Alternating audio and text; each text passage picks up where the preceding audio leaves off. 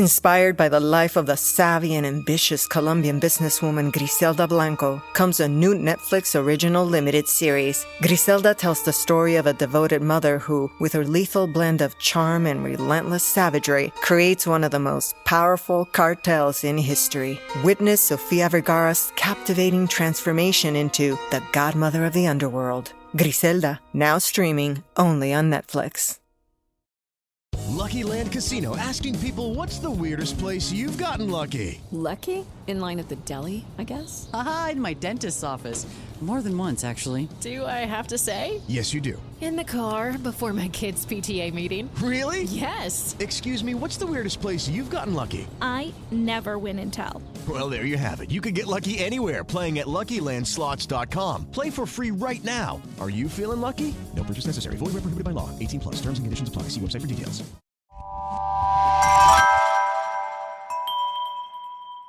Slow Burn Media, Evergreen Podcasts, and Killer Podcast presents Who Killed, a podcast that provides a voice for the voiceless. On top of breaking news, after more than 3 decades, 3 local families find closure in their loved ones' cold case homicides. Wilmer Sr. died several years ago, but tonight he's accused of killing 2 people in Isle of Wight County and another person in Hampton. The duo found shot to death in Isle of Wight was part of the commonly phrased Colonial Parkway Murders. Angelique Arentalk has the story. The suspect accused of carrying out the killings is Wilmer Sr. of the Northern Neck. Because he was never in the system, he was never in the CODIS database, there was no hits. We had a common suspect, he just had not been identified. It was this summer when investigators say DNA evidence linked Wilmer to the victims. According to Virginia State Police, Wilmer is responsible for the death of 29-year-old Teresa Terry Howell after she disappeared in Hampton in 1989. Wilmer is also accused of shooting and killing 20-year-old David Knobling and 14-year-old Robin Edwards in Isle of Wight County in 1987. The duo became known as victims in a series of double homicides coined as the Colonial Parkway Murders. Hello and welcome to this week's very special episode of Who Killed. I am your host, Bill Huffman, and this is a Slow Burn Media, Evergreen Podcast, and Killer Podcast production. Now, what makes this week's episode so special is that I'm joined by a guest who has a very deep connection to a particular case that has been widely covered in the news lately, and that is Mr. Bill Thomas. Welcome to the show. I should say welcome back to the show, Bill. Thank you. I'm excited to talk with you, Bill, again. I'm a little concerned we're going to confuse ourselves because we have 2 people named Bill here, both of whom are incredibly enthusiastic about talking about the Colonial Parkway Murders. So I'm afraid I'm going to think I'm you and you're going to think you're me or whatever.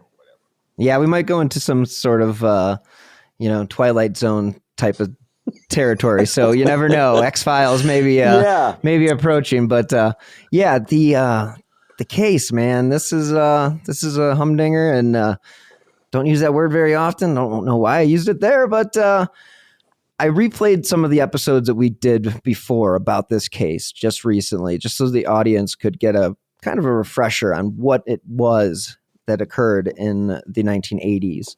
And, what is, unfortunately, your connection to this case? Well, I'm Bill Thomas. I'm the older brother of Cathy Thomas, who, together with her girlfriend Rebecca Dowski, are the first couple killed in the Colonial Parkway Murders. Okay. So, and that happened in 1986. I thought it was 86. All right, great. I mean, not great. And you've been basically searching for answers ever since and not really getting anywhere. Well, we've been looking for answers in my sister's case for 37 years. And of course, then the Colonial Parkway Murders turned into an apparent series of homicides. It's actually 4 couples, a lesbian couple, Cathy and Becky, and then 3 straight couples, also killed in Lover's Lane situations in Virginia, in and around Williamsburg, Virginia, 1986, 87, 88, and 89. And then the crime series of the couples homicides appears to stop, although now we're learning with this new suspect being named, Alan Wade Wilmer Sr., that there may be multiple other murders linked to this man, hopefully in the coming months. So what do you think it was that got them to finally put a name to the face of this unknown killer for so long? Well, I think we know what it is. We're not getting very straight answers from the FBI and the Virginia State Police for a variety of reasons. But we believe here's how it went down. Over a year ago, we got a tip from a media contact. Let me rephrase that. Over a year ago, we got a tip that the Virginia State Police had applied for and received a sexual assault kit initiative grant. They call them a SAKI grant. You've probably talked about them on Who Killed. They received a grant, and they were sending out evidence from Robin Edwards and David Nobling's case. They are couple number 2 in the Colonial Parkway murders. And they were actually killed off the Colonial Parkway, which is federal property as a national park, and about half an hour away at a place called Ragged Island Wildlife Refuge, which is not on federal property and is therefore a Virginia State Police case. So the Colonial Parkway murders, we have 2 double homicides that happen in the national park under FBI jurisdiction and 2 cases that happen outside the national park, and they are both Virginia State Police investigations. So we got word that they were sending DNA out as a result of this SAKI grant. And this is something we've been begging the Virginia State Police to do for years, which is we knew for decades that there was evidence in Robin Edward and David Nobling's case. Someone had anal sex, forgive me for being graphic, with Robin Edwards the night she died. Now that sex could be consensual or it could be rape. As it turns out, it was rape. So this evidence is being sent out, and we received word that this evidence is being sent to a particular lab.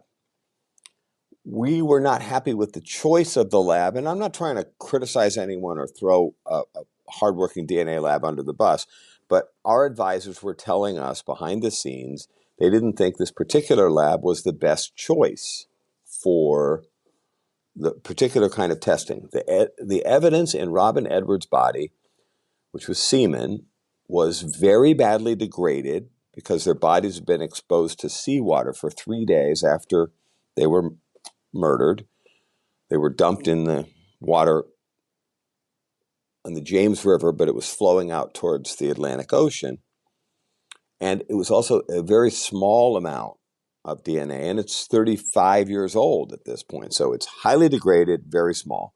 And the advice we received was that this particular lab wasn't the best lab for that type of testing. So we got on the horn to Dustin Weymouth German, who was the Virginia State Police investigator, sharp young guy. He's been handling the case as a cold case for the last couple of years. And we got a hold of him, and this is Jeanette Edwards Santiago, who is Robin Edwards' sister, and myself. And I kind of have to give Jeanette a lot of props here because she's been incredible in searching for answers in his sister's case. And remember, I'm the brother of another victim. I don't really have an official role here. So Jeanette has to do most of the talking. But we spoke with the detective, and he then came back to Jeanette, who's the proper contact person. Remember, Bill Thomas doesn't have an official role here. And he says, "Oh, I'm sorry, the evidence already went to the lab." We're not happy because we're being advised that they're not a great choice. Thank God, a couple of months later, word came back to us that the lab had told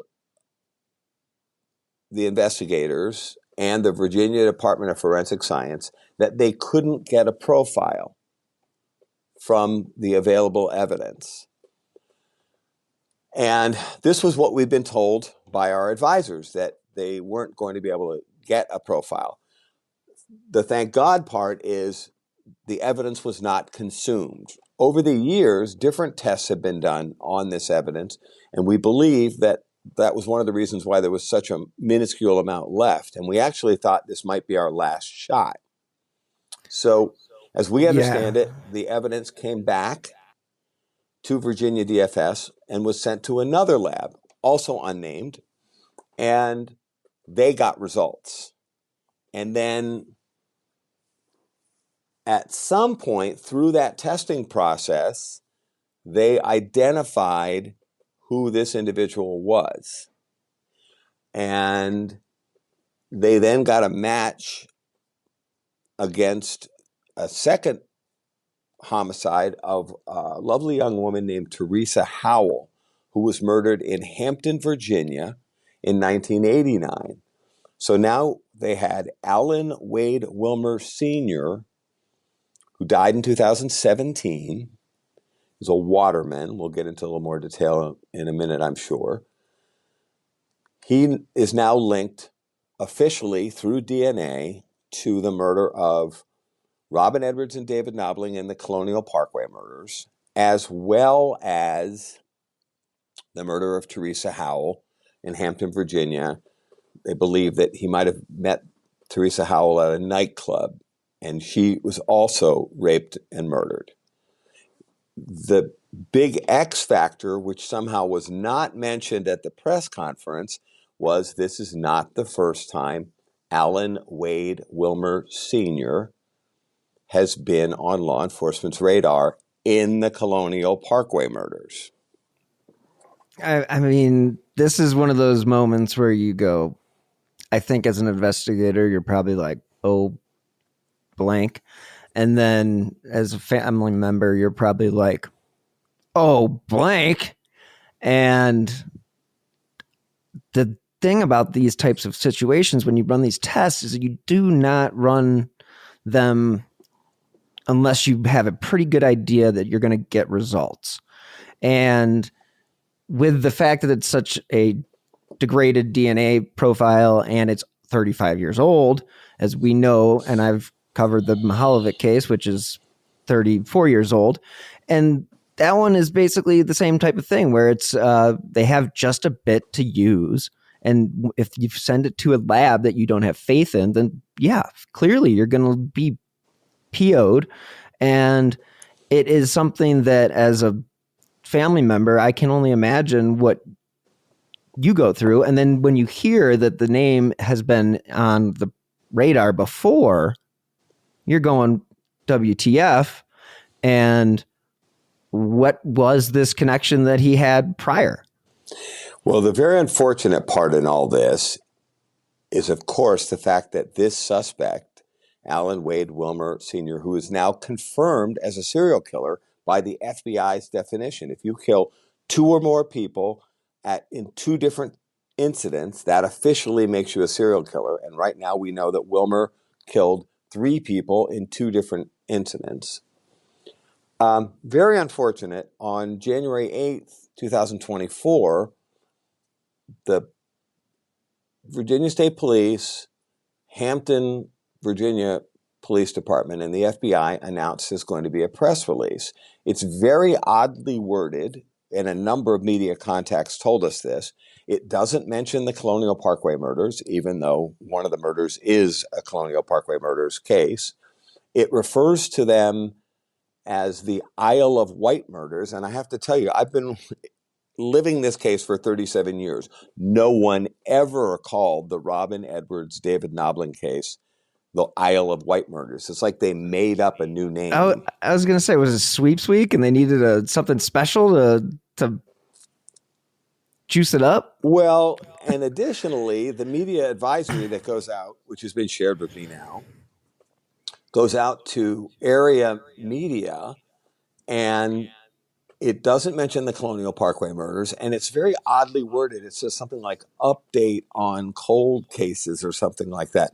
A number of reporters said to me afterwards, gee, Bill, it was almost like they didn't want us to come to this press conference.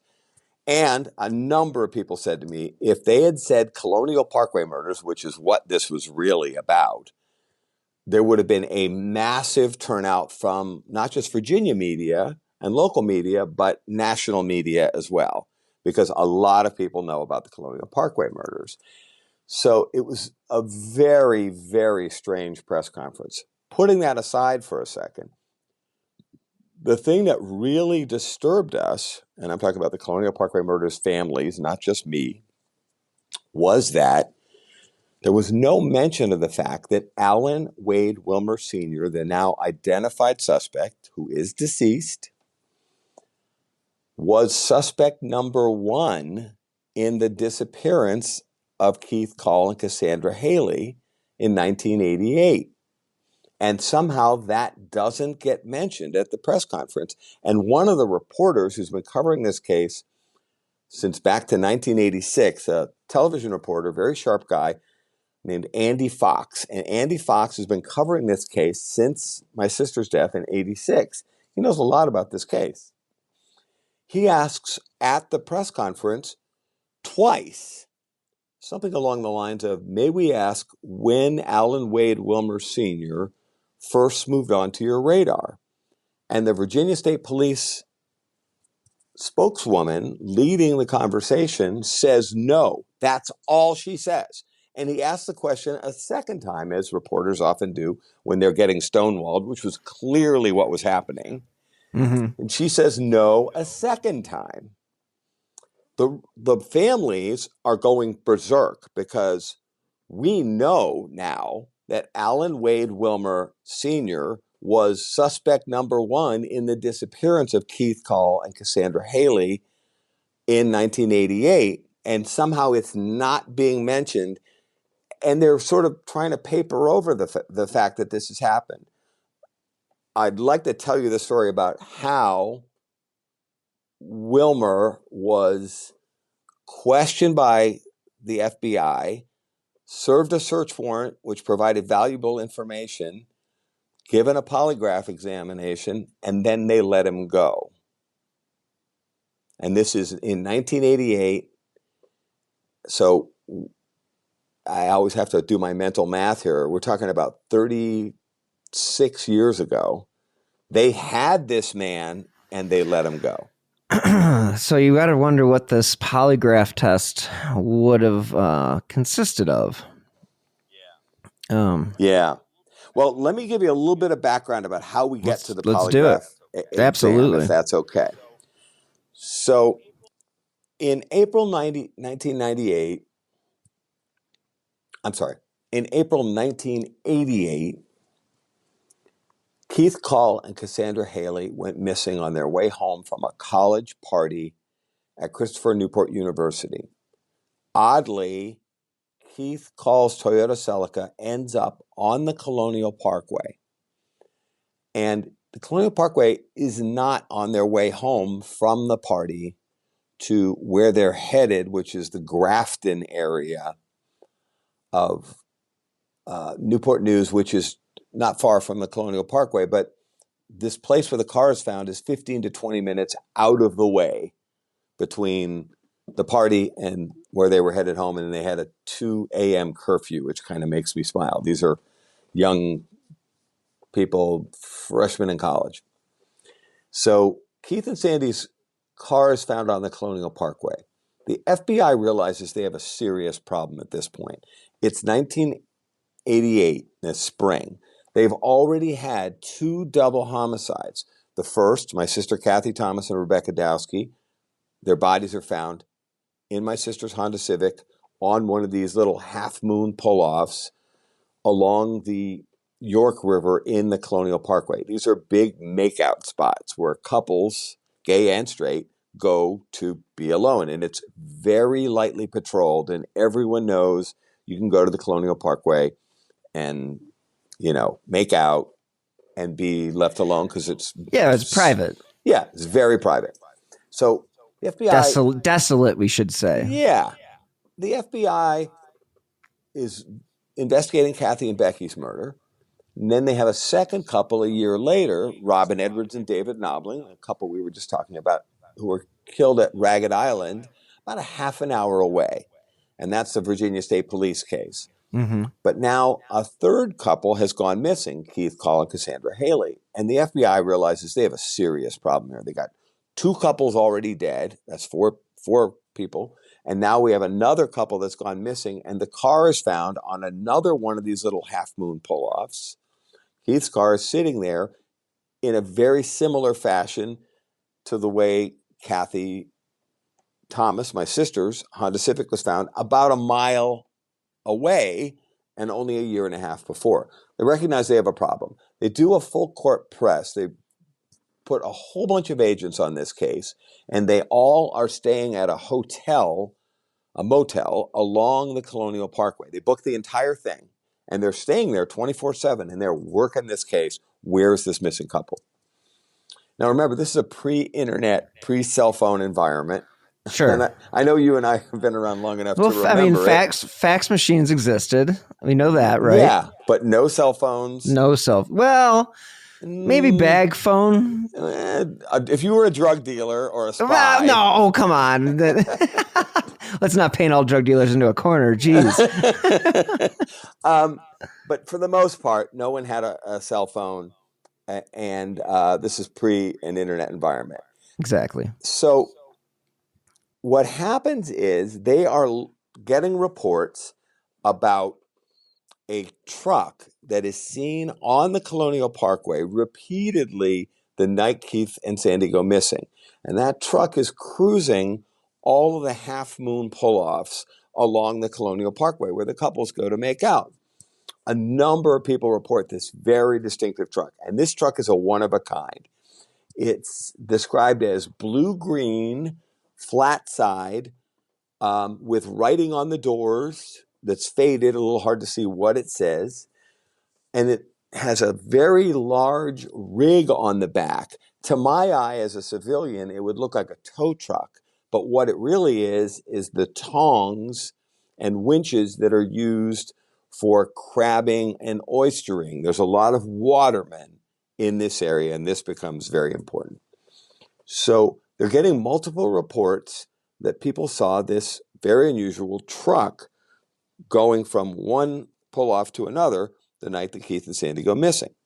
So flash forward to all the FBI agents working out of the motel. A non-agent guy who is responsible for maintenance of the radios. They don't have cell phones at this point, so they're all using radios for the assignments, where you're going, who you're talking to, we got to find this couple.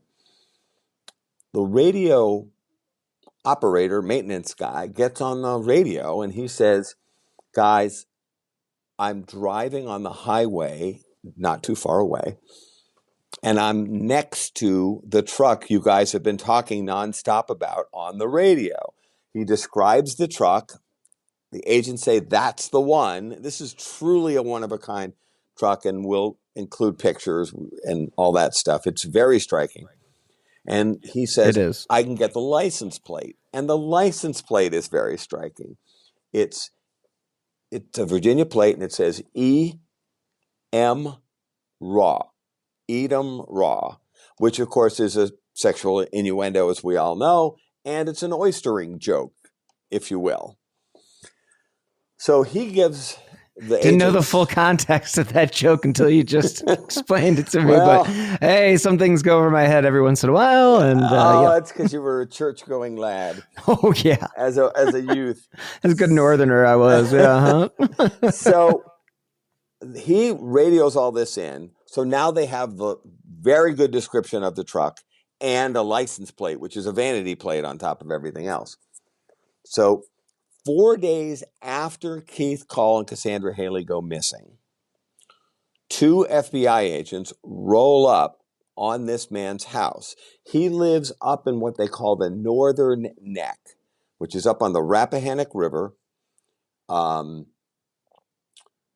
he's a waterman, they've discovered, which checks a lot of boxes. They were looking for a waterman as far back as 1986, a year and a half prior, when my sister and Rebecca Dowski were murdered.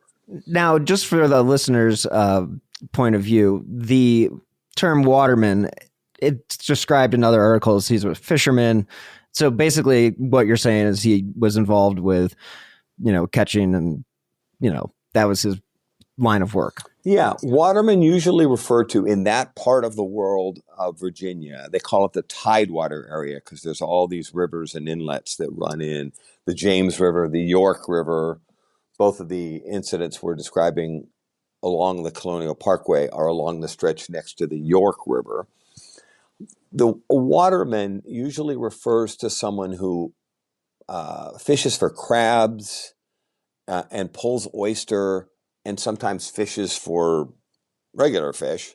But these are folks that make their living on the water. It's a hard way of life. It's hard work, a lot of outdoor activity. People that do it tend to be physically very strong and spend a lot of time outdoors, which this guy, fits all those criteria. So the two FBI agents roll up on this guy at his home in Lancaster, Virginia, a couple hours away.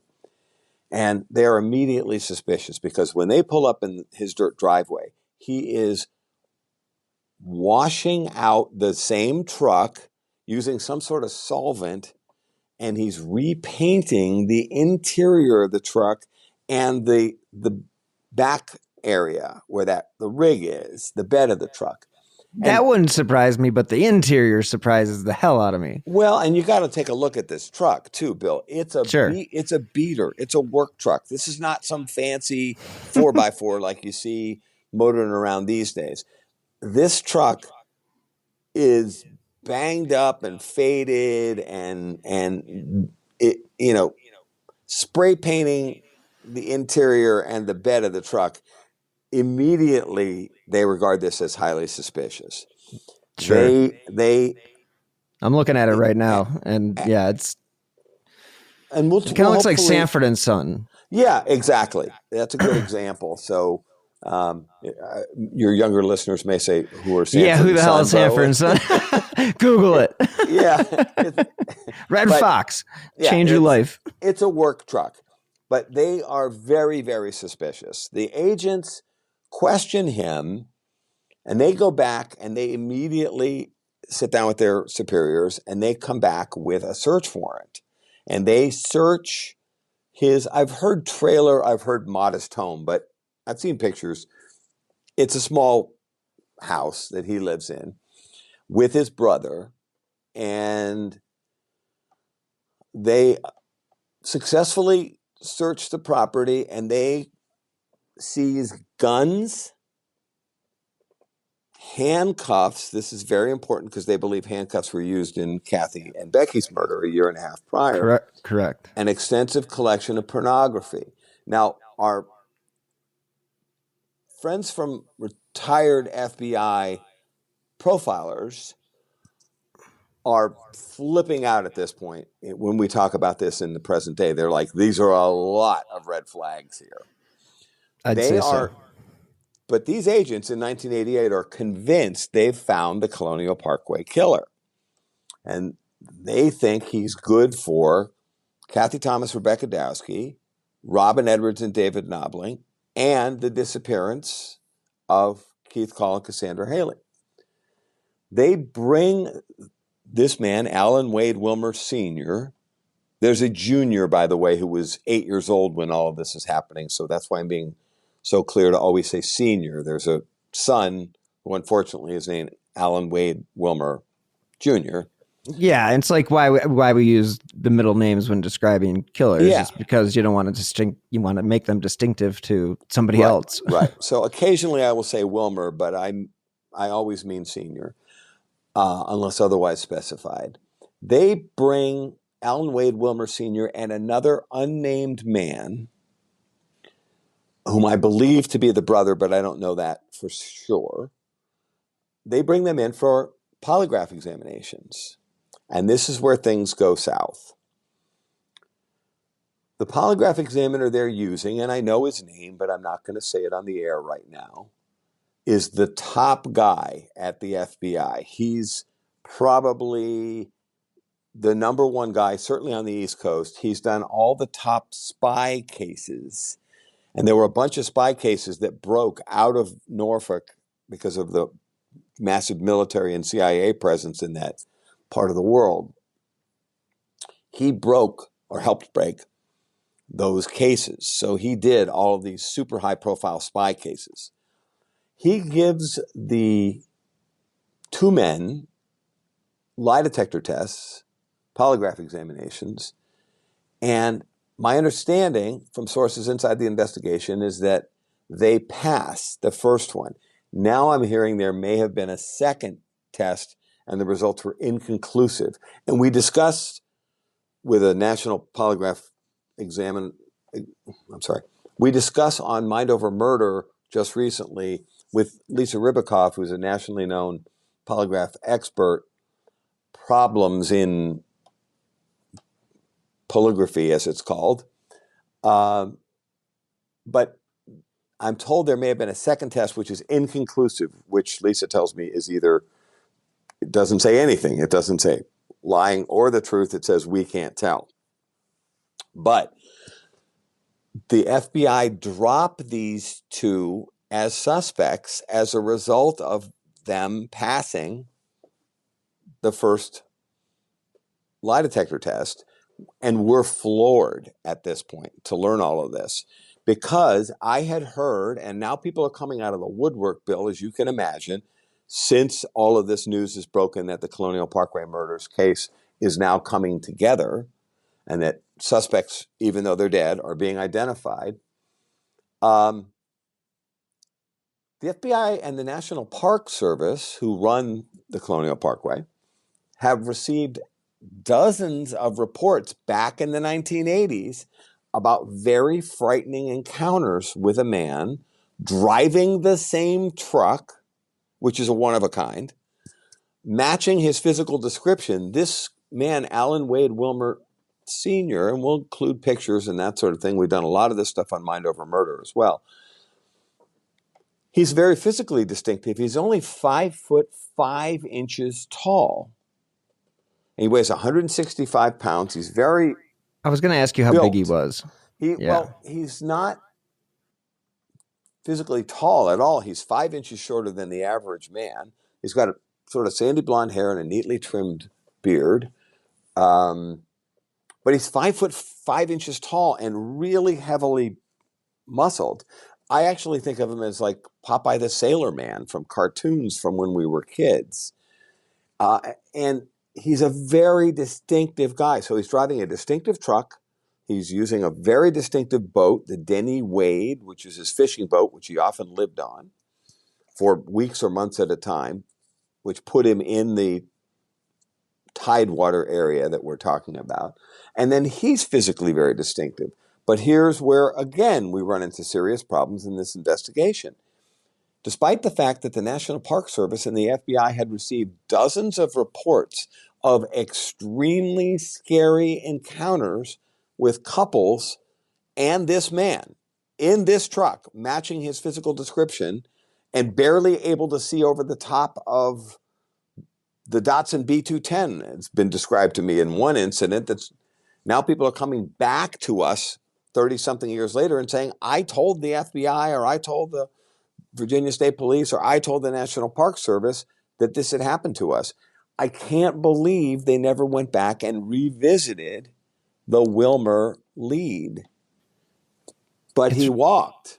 It's ridiculous. I mean, it just sounds like absolute dereliction of duty. I mean, all these things are there for the taking. And they just sort of walked right past it and said, we're going to move on. Like, who is a better suspect?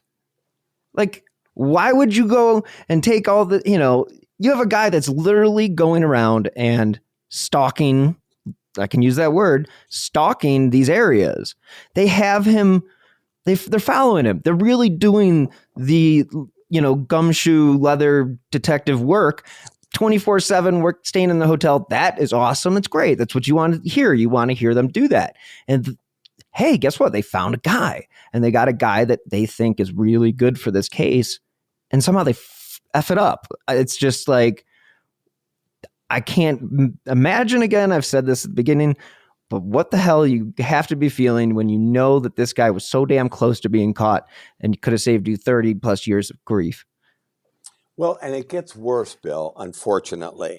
Now, because this wasn't mentioned, none of this was mentioned at the press conference, immediately we, the family, started putting forward, and Blaine Pardo, who wrote a very good book on the Colonial Parkway murders called A Special Kind of Evil, he had this story about how they had the suspect.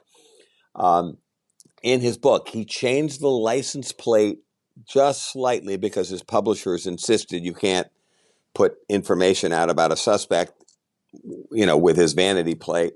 He changed it to Edom Raw, spelled out, but it's the same story. But it gets worse, Bill. My father, Joe Thomas, who died a couple of years ago at age 90, he was our family liaison when my sister Cathy and her girlfriend Rebecca Dowski were murdered in 86. And he was in regular contact with the FBI agents who were investigating this case. And we knew their names. When I was home, for dinner, my dad would say in his beautiful voice, "I spoke to Agent so-and-so." We knew all their names. And my dad really held these agents in very high regard. This driveway story that I'm telling you about, the two agents going up and the search warrant and the lie detector test and their decision to put the suspects, plural, aside. My dad told me that story in 1988 when it happened because he used to talk to the agents. And whenever I was home, I would make a point of my dad and I would try to find a quiet corner of the house. And I would ask my dad over and over again. I was almost 30 years old when my sister Cathy was murdered. I was a grown man. So this was very important to me, and obviously my family was devastated.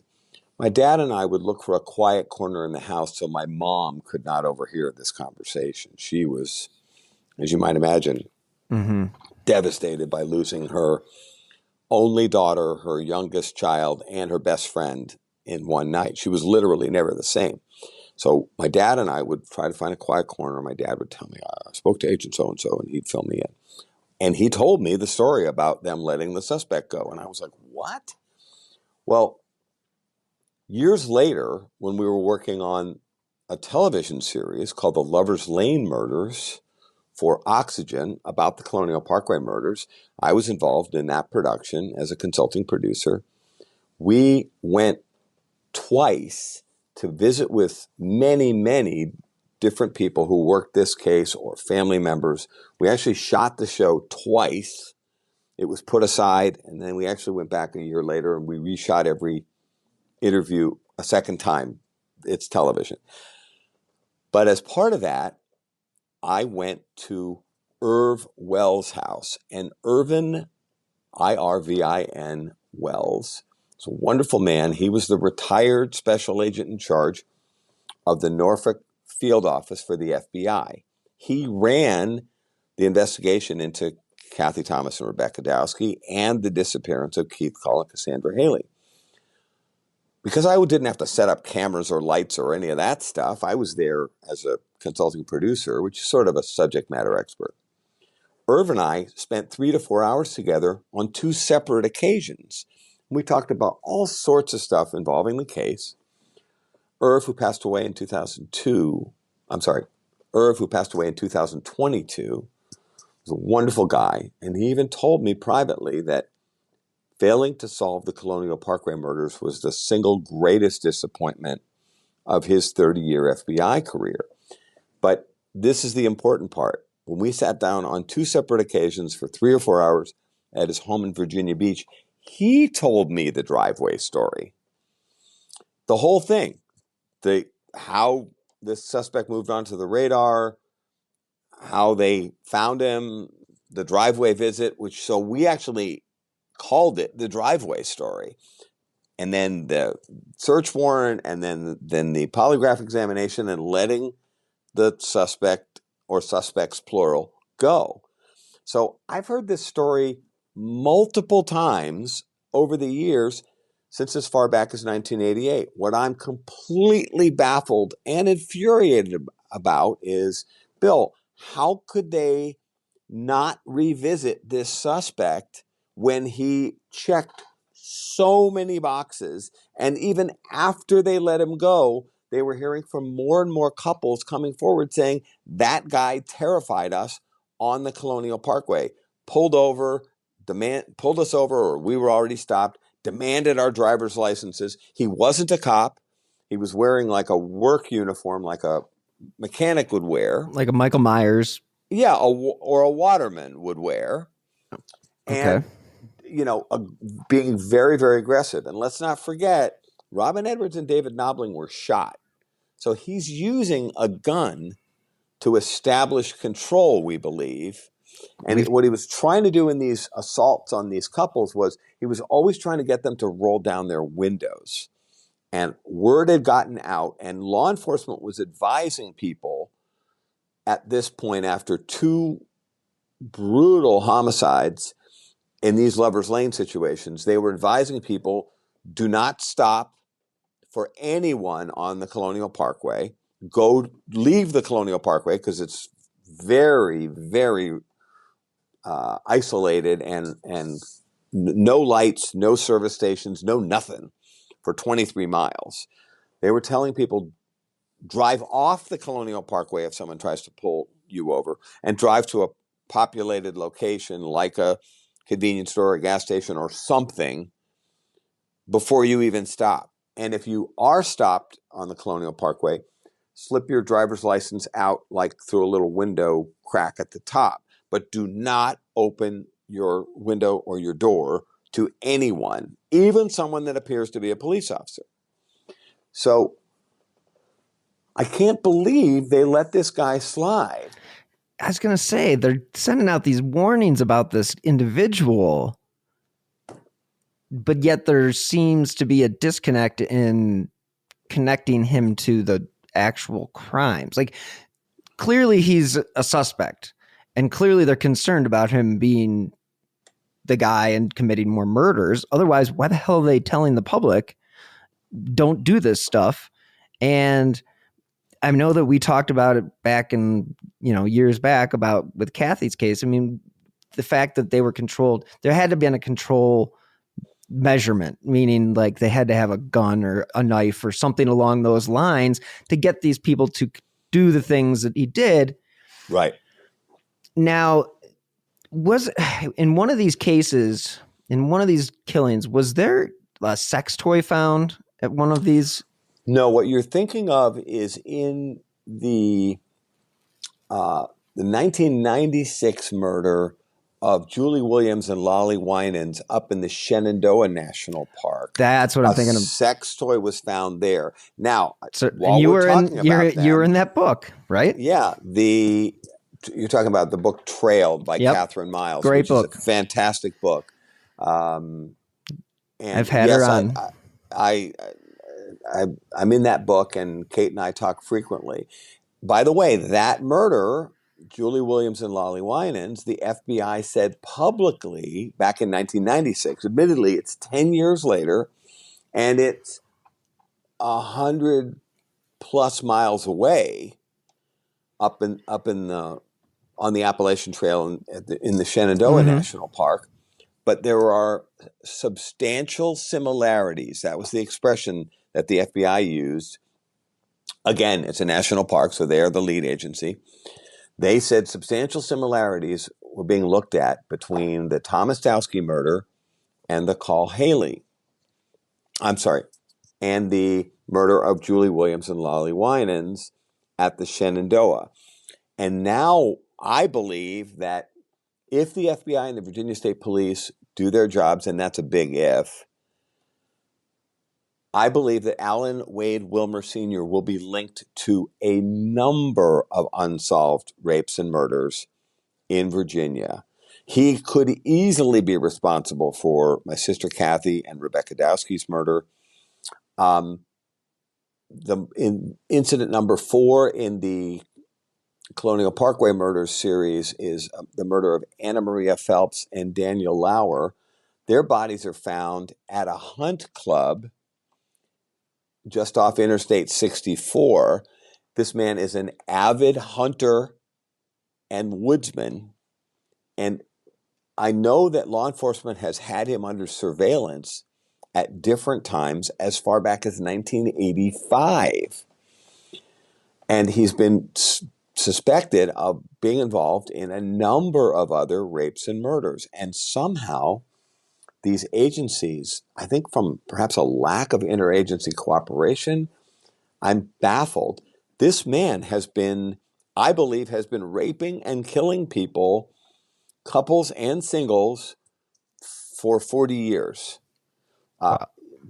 He is potentially linked to another murder of a woman named Mary Harding, who was murdered up on the Rappahannock. There's actually a powerful article that's available online called "A Murder on the Rappahannock" in the Washingtonian magazine.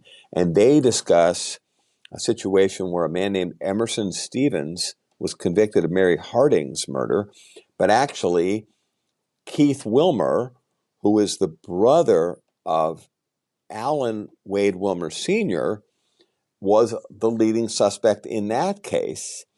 And there's a sense that Alan Wade Wilmer Sr.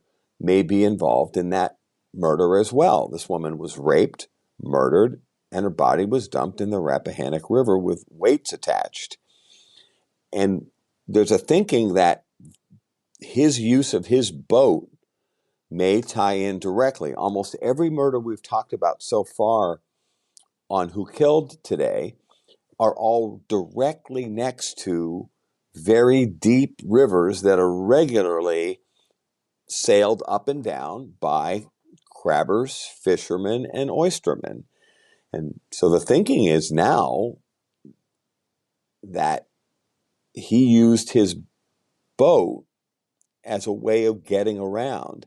And he may have even done things like used his boat and perhaps with an accomplice, then also used his vehicles to move around. I believe this man may be responsible for multiple unsolved cases in Virginia. And we're now looking at some cases in North Carolina and Maryland as well.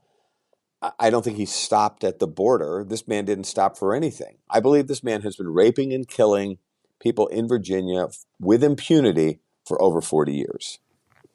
Wow. That is very disturbing and very understanding of why you would be so upset, as the public should be. You don't let someone with a history of this type of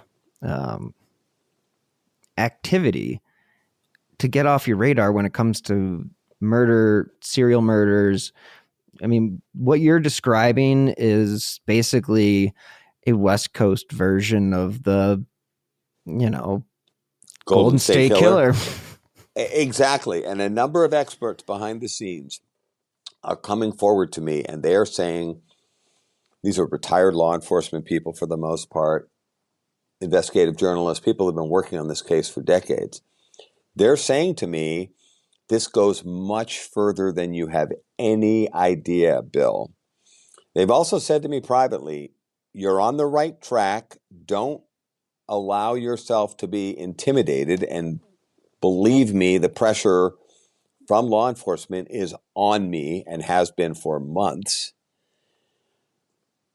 They want me to stop talking about the Colonial Parkway murders. And I'm not willing to do that. And I'm very, very concerned about something, Bill, which is I believe that institutional interests are superseding investigative interests.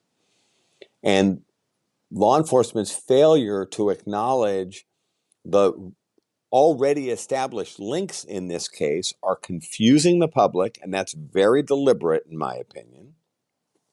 But I'm very troubled that institutional interests would supersede investigative interests, because that means that this is all about reputation management now for the FBI and the Virginia State Police and perhaps other agencies, and that's really troubling. The families are grown-ups at this point. 9 of the 16 mothers and fathers of the 8 victims, 8 victims, 16 moms and dads, 9 of them have gone to their graves not knowing who killed their children. Now we have the siblings of the murder victims looking for answers. But I want to be realistic, Bill. We know it's been 37 years. We know that it's quite possible that some or even all of the suspects may be dead. We're still looking for answers. There is nothing wrong with us asking and even demanding answers in this case. I'm fully aware of the fact that Alan Wade Wilmer is dead and has been dead since 2017. He's not going to jail. But understand, there are people that are struggling every night to get to sleep because they still don't know what happened to their loved ones. And I think we have a right to demand transparency. Law enforcement, when they talk to me, are actually dinging me privately. Well, they say, well, Bill, you're all about transparency. And the implication is they're not, but I am. And I think that's outrageous. We're not actually going to tell the people of Virginia and all these families that have been waiting 3+ decades, now closing in on 40 years. Not just my case, not just, the Call family or the Haley family. I mean, I can just keep naming names here. I don't think we're out of line saying, please tell us who killed our loved ones. Please tell us what really happened in the Colonial Parkway murders and all these other unsolved murders. I don't think you're in the wrong at all. And I think this is actually a great stopping point for part 1 of this two-parter that it's going to be. And with that being said, Bill, where can people find you on the internet and your podcast? Well, our podcast is called Mind Over Murder. I do the podcast with an amazing researcher and writer and teacher from Virginia named Kristen Dilley. So if you look for Mind Over Murder, you can find it on any of the popular podcast platforms. And then we're also very active on social media. We have a Facebook group called Mind Over Murder, and then another Facebook group called Colonial Parkway Murders. And of course, we operate a Mind Over Murder webpage and a Colonial Parkway Murders webpage. Also, if you just Google Colonial Parkway Murders, you can go up down the rabbit hole for sure on this case. All right. Well, that is good stuff. Now, I will let the audience know that you will be back for part 2. And again, Bill, thank you so much for taking time out of your busy schedule. I know you have been slammed with media requests since this new information has come out. So really, really appreciate you coming on. Well, thanks. I can't believe we've gone a couple of years. I know we've seen each other a number of times socially at CrimeCon and other events. I can't believe we've actually gone this long. Let's not do this next time. We need to talk more frequently. We will, and we will resume our conversation next week. And again, thank you so much. Thank you guys so much for tuning into this week's episode of Who Killed with the special guest, Bill Thomas. He is a very well-educated individual on this case, and he is somebody that we are thrilled to have constant communication with, and he will always shoot you straight on where things stand. Part 2 will come out next week, and again, I appreciate you guys tuning in to this week's episode. If you want to follow me on Twitter, you can do so at BillHuffman3. You can find this podcast wherever you get your favorite shows. And again, as always, until next time, stay healthy and be safe.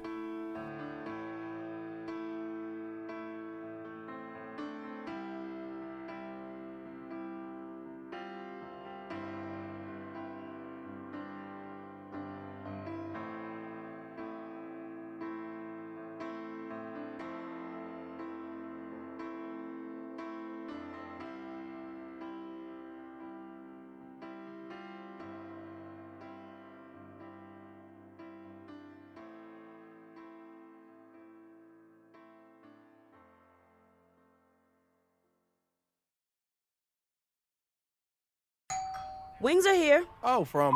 No, I'd never order from. anymore. Popeyes now has wings in 5 flavors. Ghost pepper, roasted garlic parmesan, sweet and spicy, signature hot, and honey barbecue. Marinated in Louisiana spices, hand battered and flipped. Makes no sense they're $5.99 for 6 pieces. Taste them. Crunchy outside. And juicy inside. Consider me a convert. That's the most romantic thing you've said to me all month. We don't make sense. We make chicken. Love that chicken from Popeyes. Price may vary.